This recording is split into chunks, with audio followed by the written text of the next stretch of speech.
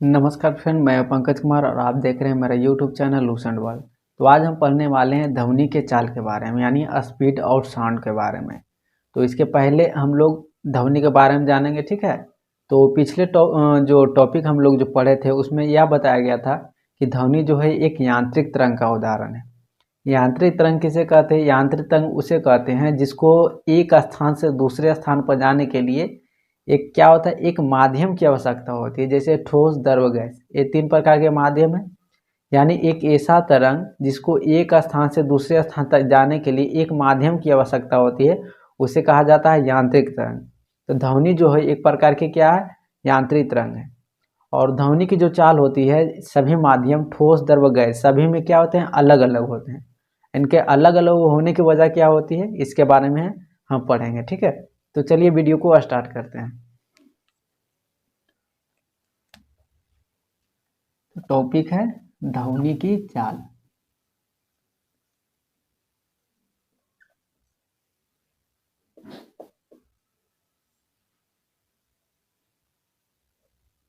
English में इसे हम क्या कहेंगे, स्पीड ऑफ साउंड।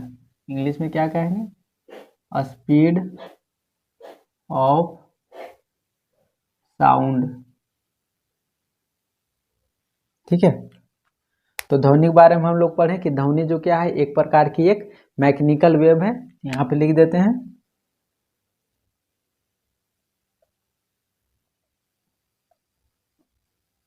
ध्वनि जो है से क्या है, एक क्या है, मैकेनिकल वेव है, ठीक है। मैकेनिकल वेव, इसे इंग्लिश हिंदी में क्या कहेंगे हम लोग, यांत्रिक तरंग।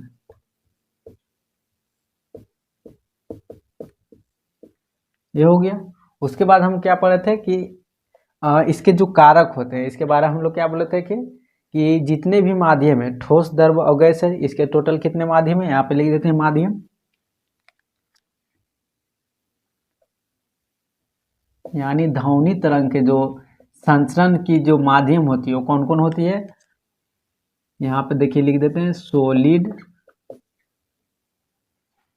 लिक्विड एंड गैसेस, ठीक है। हिंदी में यहाँ पे भी लिख देते हैं, ठोस, द्रव और गैस, ठीक है। ये हो गया। ध्वनि जो क्या है, एक प्रकार की मैकेनिकल वेव है, यानी यांत्रिक तरंग है। और दूसरा हो गया माध्यम। इसका क्या होता है, माध्यक। इसका माध्यक क्या होता है, सॉलिड, लिक्विड एंड गैसेस, यानी ठोस, द्रव और गैस होती है, ठीक है। इसका माध्यम हो गया।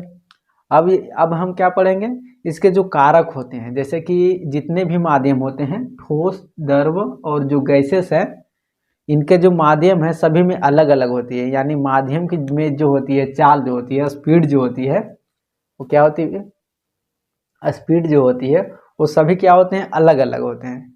जैसे कि गैसेस में अलग, ठोस में अलग और लिक्विड में सभी अलग है, ठीक है। जैसे एग्जाम्पल में देखिए यहाँ पे दे देते हैं। और क्या होता है कि हवा में ध्वनि की चाल क्या होगी, 760 मील पर घंटा, या इसे हम 332 मीटर पर सेकेंड। ये क्या हो गया, ये हो गया हवा में, यानी गैस में हो गया, ठीक है। वही जब हम इसको पानी में, यहाँ पे समुद्री जल मान लें, ठीक है, समुद्री जल में इसका स्पीड कितना हो जाएगा, 1533 मीटर पर सेकेंड। तो देखिए यहाँ पर क्या है, यहाँ पे हवा होगी, ये क्या होगी, हवा गैसेस है। और ये समुद्री जो जल हो गया, यहाँ पर जल लिख देते हैं, ये क्या हो गया, लिक्विड हो गया।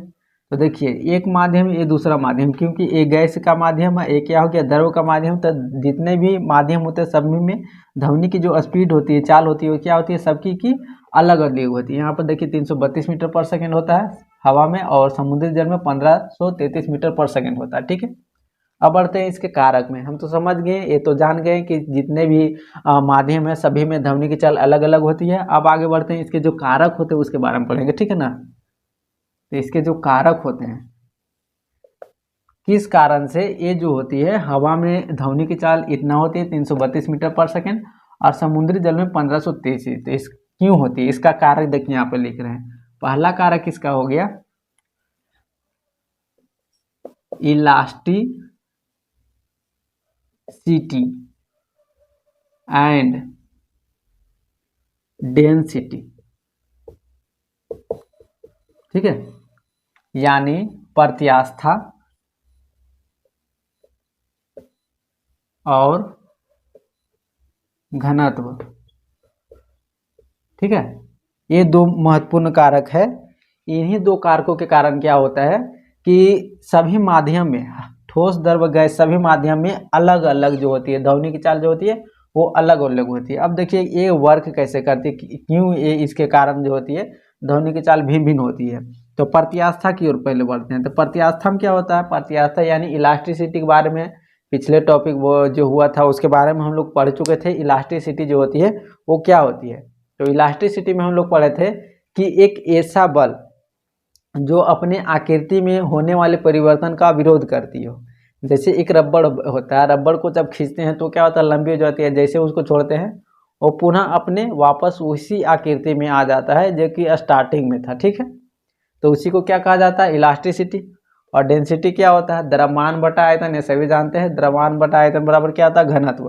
घनत्व कहने का मतलब क्या हुआ कि किसी वस्तु का घनापन, ये क्या हो गया, किसी वस्तु का क्या हो गया, घनापन, ठीक है, उसी को कहते हैं घनत्व। अब देखिए क्या होगा कि ये कहाँ पे इसका प्रयोग होता है, प्रत्यास्था, इसके बारे में जान के डेंसिटी क्या है, प्रत्यास्था का है। अब पढ़ेंगे प्रत्यास्था का इसमें वर्क कैसे होता है। तो मान लीजिए कोई वस्तु है, ठीक है, ये मान लीजिए यहाँ पे कोई वस्तु है, ठीक है, और जब इसमें ध्वनि जब गुजारी जाती है तो जिसकी प्रत्यास्था जितनी ज़्यादा अधिक होगी, यानी जिस वस्तु की प्रत्यास्था जितनी ज़्यादा अधिक होगी उसमें क्या होगी, ध्वनि की चाल उतनी ही ज़्यादा होगी। उसका रीज़न देखिए है, क्योंकि ये अपने जो होते इसका जो क्षेत्रफल होता है इसका, जैसे मान लीजिए एक सेकेंड, जैसे कोई पाइप है, ठीक है, और ये क्या है, लोहे की बनी हुई है, ठीक है। उसके बाद यहाँ से ध्वनि गुजारी जा रही है तो इसकी देखिए जो इलास्टिसिटी होती है, ठीक है ना, या रबड़ बैंड ही मान सकते हैं। चलिए यहाँ पे रबड़ बैंड मान लेते हैं, एकदम आसानी से समझेंगे।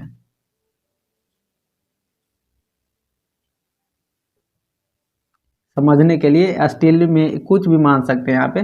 चलिए रबड़ बैंड, ठीक है, तो इसकी इलास्टिसिटी क्या होती है, जब इसको खींचेंगे तो जैसे ही छोड़ेंगे पुनः अपने आकृति में वापस आ जाएगी। तो इलास्टिसिटी जिसकी अधिक होती है उसमें क्या होती है, ध्वनि की चाल उतनी अधिक होती है, क्योंकि क्या होती है, इसके जो क्षेत्रफल होते हैं, पूरा सतह जो होते हैं इनके वो चिकना होते हैं, जिसके कारण क्या होता है कि ध्वनि इसके बाहर नहीं जाती है, वो अंदर में रह जाती है, यानी ध्वनि का क्या होता है, उसमें अवशोषण नहीं होता है। ये हो गया क्लियर, यानी इसमें क्या होता है, ध्वनि का अवशोषण नहीं होता, डायरेक्ट चला जाता है, इसके कारण क्या है, इसकी स्पीड जो होती है वो ज़्यादा होती है। नेक्स्ट पढ़ते हैं डेंसिटी। डेंसिटी में क्या होता है कि जिस वस्तु का डेंसिटी जितना ज़्यादा अधिक होगा उसका जो उस वस्तु में जो होगा ध्वनि का जो वेग होगा उतना ही कम होगा। देखिए यहाँ पे क्या होता है, जैसे मान लीजिए ये कोई वस्तु है, ठीक है ना, और ये बहुत घनापन है, ठीक है, घनापन है। जब इसमें ध्वनि को गुजारा जाता है तो क्या करती है, जब घन वस्तु पर क्या पढ़े थे, घनत्व जो होता है वो घनापन का ही एग्जाम्पल है कि घनापन को ही घनत्व कहा जाता है। तो जिसमें घनापन ज़्यादा रहेगा तो क्या होगा, किसी वस्तु को, यानी ध्वनि जब यहाँ पर जाती है तो कुछ भाग जो होती है वो क्या होती है, अवशोषित हो जाती है या कुछ रिफ्लेक्ट करती है, जिसके कारण क्या होती है कि ध्वनि इसमें क्या होती है, स्पीड क्या होती है, कम जाती है, क्या होती है, कम जाती है। समझ गए हैं, ठीक है, क्लियर है। प्रत्यास्था और घनत्व का मेन इंपॉर्टेंट महत्वपूर्ण कारक जो होते हैं यही दोनों होते हैं, इलास्टिसिटी एंड डेंसिटी, ठीक है। अब इसके आगे हम बढ़ते हैं। तो ये हो गया भौतिक राशियों का इफेक्ट यानी प्रभाव। तो पहला यहाँ पे लेते हैं तापमान यानी टेम्परेचर, तापमान यानी टेम्परेचर।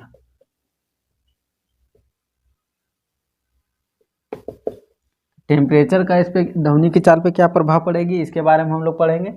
तो जब तापमान को 1 डिग्री सेल्सियस बढ़ाया जाए तो क्या होगा, उसका जो ध्वनि का वेग होगा 0.61 मीटर पर सेकेंड बढ़ जाएगी, ठीक है।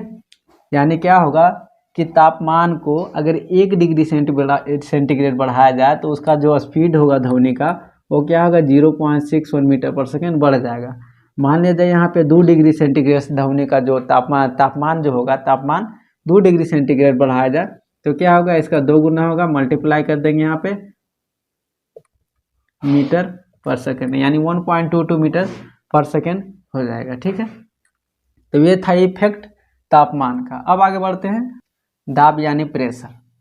तो बता दें कि प्रेशर का यानी दाब का ध्वनि के चाल पे कोई इफेक्ट नहीं पड़ता। ठीक है ना, कोई इफेक्ट नहीं पड़ता, यानी नो इफेक्ट, यहाँ पे लिख देते हैं नो इफेक्ट नहीं पड़ता, यानी कोई प्रभाव नहीं पड़ता ध्वनि के चाल पे दाब का। उसके लिए एक टर्म एंड कंडीशन है। ठीक है ना, वो टर्म कंडीशन ये है कि उसका जो तापमान रहेगा यानी टेम्परेचर जो रहे क्या होगा, नियत रहेगा। इसके लिए एक टर्म कंडीशन ये है कि तापमान अगर नियत रहे तो दाब का ध्वनि के चाल पे कोई प्रभाव नहीं पड़ेगा। लेकिन जब इसके तापमान नियत ना रहे, ठीक है, यानी तापमान जब टेम्परेचर जब नियत ना रहे तो इसको ध्वनि की चाल पे प्रेशर का इफेक्ट पड़ेगा। लेकिन क्या होगा, ये जो प्रक्रिया होगी बहुत कम चांस रहता है, क्योंकि ये होता है कि इसका तापमान जो होता है किसी भी वस्तु का टेम्परेचर बढ़ाने के लिए समय लगता है। ठीक है ना, जैसे कोई भी वस्तु डायरेक्ट क्या होता है 100 डिग्री सेंटीग्रेड पे नहीं चला जाता है, वो पहले 1 डिग्री होता है, फिर 2 डिग्री। ये हो सकता है कि बहुत फास्ट हुए, लेकिन क्या होगा डायरेक्ट कोई भी वस्तु क्या होगा उसका तापमान 100 डिग्री सेल्सियस नहीं होगा। और कोई भी वस्तु जब गर्म होती है, मान लीजिए किसी वस्तु का जो टेम्परेचर है 50 डिग्री सेल्सियस है, तो वो डायरेक्ट 0 डिग्री सेंटीग्रेड कभी नहीं हो सकती, क्योंकि इसको होने के लिए कुछ भी टाइम लगेगा। ठीक है, कुछ भी क्या लगेगी, टाइम लगेगी। इसी वजह से क्या होती है, ये कारक ज़्यादा प्रभावित होती है। ठीक है, सिंपल सा है, ये हो गया। अब तीसरा बढ़ते हैं, डेंसिटी यानी घनत्व।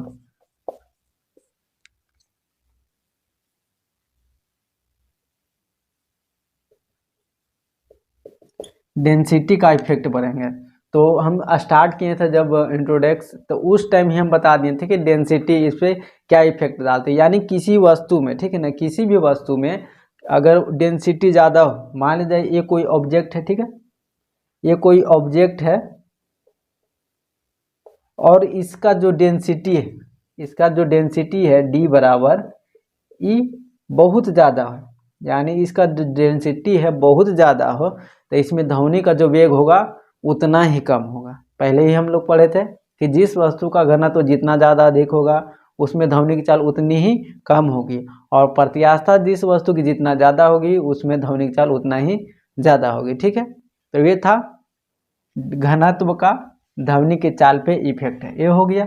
अब बढ़ते हैं आगे, आर्द्रता का प्रभाव, यानी ध्वनि की चाल पे आर्द्रता जो होती है उसका जो इफेक्ट है उस पर क्या डालती है, तो ये इसके बारे में हम पढ़ेंगे। ठीक है ना, तो देखिए इसमें क्या होता है कि आर्द्रता जो होती है, इसके पहले जो हम डेंसिटी पढ़े थे और आर्द्रता दोनों को कॉम्बो करके यहाँ पे मिश्रण करके देखिए, यहाँ समझेंगे। ये हो गया डेंसिटी, मान लीजिए ये आर्द्रता हो गया। ठीक है,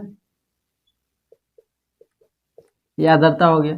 तो हम पहले इसमें पढ़े थे डेंसिटी में क्या पढ़े थे कि जिस वस्तु का डेंसिटी जितना ज़्यादा अधिक होगा उसका जो उसमें जो ध्वनि की चाल होगी वो क्या होगी, उतनी ही कम होगी। ठीक है, ये हो गया। उसके बाद यहाँ पे देखिए इसका जस्ट उल्टा ये होगा। ठीक है ना, जिस वस्तु में आर्द्रता ज़्यादा होगी उसमें क्या होगी, ध्वनि की चाल उतना ही ज़्यादा होगी, इसका जस्ट उल्टा होगा ये। ठीक है, तो उल्टा देखिए क्या होता है कि इसमें क्या हो गया, डेंसिटी यानी घनापन हो गया। और क्या होती है कि हवा में जो मौजूद होते हैं, हवा में जो डेंसिटी मौजूद होते हैं, घनत्व मौजूद होते हैं, तो जब ये उस पानी की तरह क्या होती है आर्द्रता, यानी नमी एक प्रकार की हो गई, नमी। ठीक है, आर्द्रता क्या है, एक जलवाष्प या नमी कह सकते हैं। ठीक है, जलवाष्प या नमी कह सकते हैं। तो नमी जब ये आसमान से जब इस तरह से ज़मीन पे आती है तो धीरे धीरे वायुमंडल में चारों तरफ फैल जाती है। ठीक है ना, चारों तरफ जब फैल जाती है इस तरह से, तो क्या होती है कि वायुमंडल की जो डेंसिटी होती है यानी घनत्व जो होती है इसको क्या करती है, घटा देती है। ठीक है, उसके क्या कर देती है, डाउन कर देती है, यानी घटा देती है। ठीक है, और जैसी डेंसिटी घटेगा तो क्या होगा, ध्वनि का वेग क्या होगा, बढ़ जाएगा। इसका देखिए एग्जाम्पल यहाँ पे देते हैं, ये समझ गए आप लोग, फिर से देखिए समझ देते हैं कि डेंसिटी का जो इफेक्ट हम लोग पढ़े थे ध्वनि के बारे में, ध्वनि के चाल के बारे में, कि ध्वनि का जिस वस्तु का डेंसिटी जितना ज़्यादा अधिक होगा उसमें ध्वनि की गति उतनी ही कम होगी। इसका जस्ट उल्टा होगा कि जिस वस्तु में आर्द्रता ज़्यादा होगी उसमें ध्वनि की चाल उतना ही ज़्यादा होगी। इसका रीजन ये बताया था कि वायुमंडल में जो क्या होता है, डेंसिटी जो मौजूद होता है यानी ब्रह्मांड यानी वायुमंडल का जो डेंसिटी होता है, तो ये आर्द्रता जो होती है, ठीक है ना, यानी जलवाष्प जो होती है इस तरह से वायुमंडल में फैल जाती है, और फैलने के बाद इसमें जो मौजूद होते हैं, इसमें जो उपस्थित होते हैं डेंसिटी, इसमें जो मौजूद होते हैं डेंसिटी को क्या करती है, वो खत्म कर देती है, लगभग खत्म कर देती है, ठीक है। तो जैसे डेंसिटी को कम करेगी यानी डेंसिटी यहाँ पे क्या कर देगी, इसको डाउन कर देगी। डेंसिटी डाउन हो जाएगी तो सिंपल है कि ध्वनि की जो स्पीड होगी यानी वेग जो होगी वो क्या होगी, बढ़ जाएगी। एग्जाम्पल के रूप में देखिए हम यहाँ पे समझेंगे कि बरसात के दिनों में ट्रेन जो होती है, ट्रेन या सीटी जब मारते हैं, सीटी जब देता है ना, ट्रेन क्या बोलते हैं, ट्रेन जब अपना हॉर्न जब बजाती है, ट्रेन का हॉर्न, तो देखेंगे कि क्या होगा कि गर्मी के मौसम में नॉर्मली देखते होंगे कि जब ये हॉर्न बजाती है तो ज़्यादा दूर तक नहीं जा पाती, यानी जाती है धीमे माध्यम से जाती है और क्लियरिटी आवाज़ को नहीं पकड़ते हैं, ठीक है। और इसमें क्या होता है कि आर्द्रता जब होती है तो क्या होती है, डेंसिटी घट जाती है, जिसके माध्यम से क्या होता है, बहुत दूर तक आवाज़ जाती है, ठीक है। अब बरसात के मौसम में अनुभव करने को मिलेगा। बरसात के दिनों में क्या होती है कि वायुमंडल में जलवाष्प ज़्यादा रहता है और नमी ज़्यादा रहता है, जिसका कारण क्या होता है कि जब हम कुछ बोलते हैं तो क्या होती है, बहुत दूर तक आवाज़ जाती है। इसलिए बरसात के दिनों में आवाज़ अधिकतम दूरी तक जाएगी, क्योंकि हम लोगों का जो स्पीड है ध्वनि की स्पीड वो काफ़ी ज़्यादा हो जाएगी, ठीक है, क्योंकि वहाँ पे डेंसिटी जलवाष्प जो होती है डेंसिटी को कम कर देती है, ठीक है। ये क्लियर हो गया। अब आगे इसमें लास्ट में पढ़ते हैं, देखिए यहाँ पे माध्यम में वेग का प्रभाव, माध्यम में वेग का प्रभाव, इसे देखिए समझे। माध्यम क्या हम लोग पढ़े थे, ठोस, द्रव और गैस के बारे में पढ़े थे, माध्यम के बारे में, ठीक है। तो इसमें देखिए माध्यम में वेग का प्रभाव ध्वनि की चाल पे क्या इफेक्ट डालती है। तो जैसे मान लीजिए कि एक माध्यम ले लेते हैं, चलिए हवा मान लेते हैं, गैस, ठीक है, यहाँ पे गैस मान लेते हैं माध्यम, ठीक है, क्योंकि हवा क्या है, गैसों का मिश्रण है, ठीक है। तो इसमें क्या होता है कि जब हवा जब इस तरफ से क्या कर रही है, गति कर रही है इधर से, ठीक है ना,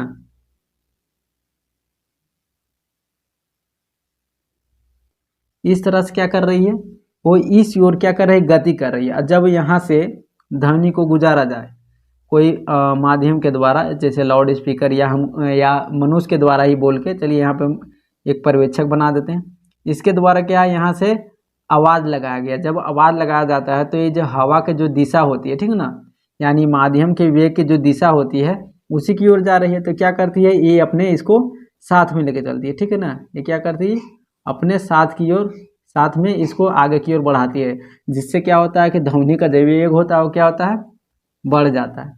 अब रह गई बात इसका जस्ट उल्टा, ठीक है, इसका जस्ट जब उल्टा हो जाएगा, जैसे ध्वनि क्या इधर से गति कर रही है, सॉरी हवा का जो वेग है इस तरह से है, उल्टा, मतलब इस तरफ से इस तरफ आ रही है, यहाँ से इधर, और ये क्या जा रही है, इधर से इधर जा रही थी, ठीक है। और यहाँ पे एक पर्यवेक्षक है और ये आवाज़ लगा रही है, तो ये क्या करेगी, ये आवाज़ लगा रही इस ओर और इधर से हवा आ रही है, ठीक है ना, तो ये क्या करेगी, इसकी जो आवाज़ होती है इसको क्या करेगी, इधर वापस भेज देगी, यानी विपरीत दिशा में लौटा देगी, जिसके कारण क्या होगा, इसके ध्वनि का चाल क्या होगी, घट जाएगी। सिंपल सा है, क्योंकि हवा के साथ क्या कि अपने आगे की ओर ले जा रही है, और विपरीत दिशा में जब क्या होता है कि हवा चल रही है तो क्या करते हैं, इसको वापस लौटा देती है, ठीक है। तो ये तो समझ गए होंगे आप लोग। तो ये था टॉपिक ध्वनि की चाल, और भौतिक राशियों पे ध्वनि के चाल की जो प्रभाव पड़ा था उसके बारे में हम लोग पढ़े थे। टॉपिक की हेडलाइन वही लगा दिए, ध्वनि की चाल यानी स्पीड ऑफ साउंड के बारे में, ठीक है। तो आज का टॉपिक इतना ही था। अगर हमारे द्वारा दी गई जानकारी अगर आपको अच्छी लगती हो, हमारे वीडियो को लाइक ज़रूर करें और चैनल को सब्सक्राइब जरूर करें। धन्यवाद।